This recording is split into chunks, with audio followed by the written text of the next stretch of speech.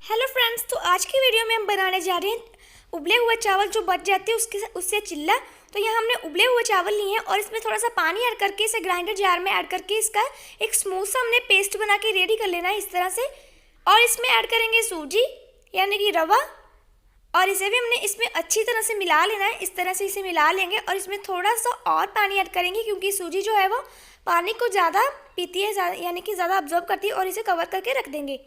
तो यहाँ हमारी सूजी जो है वो अच्छी तरह से फूल चुकी है। फिर इसमें ऐड करेंगे हरी मिर्च, 1 अनियन बारीक बारीक कटा हुआ, 1 टमाटो चॉप्ड, और 1 teaspoon salt, 1 teaspoon red chilli powder, 1/2 teaspoon turmeric powder और 1/2 टीस्पून धनिया पाउडर, और इसे भी इसमें अच्छी तरह से मिला लेंगे। तो यहाँ हम इस मिक्सचर से एक चिल्ले बनाना स्टार्ट करेंगे। तो इसे बनाने के लिए जो मिक्सचर होना चाहिए ज़्यादा गाढ़ा नहीं होना चाहिए, तो इसमें थोड़ा सा पानी ऐड कर देंगे और इसे हमने अच्छी तरह से मिला लेना है।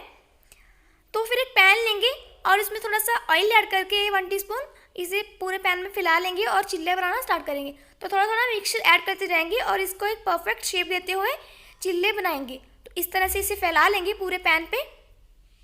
तो अगर आप मेरे चैनल पर नए हैं तो प्लीज़ चैनल को सब्सक्राइब करें।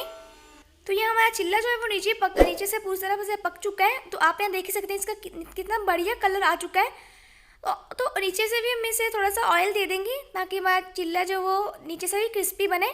तो इसे अच्छी तरह से हमने पका लेना है 5 से 10 मिनट के लिए।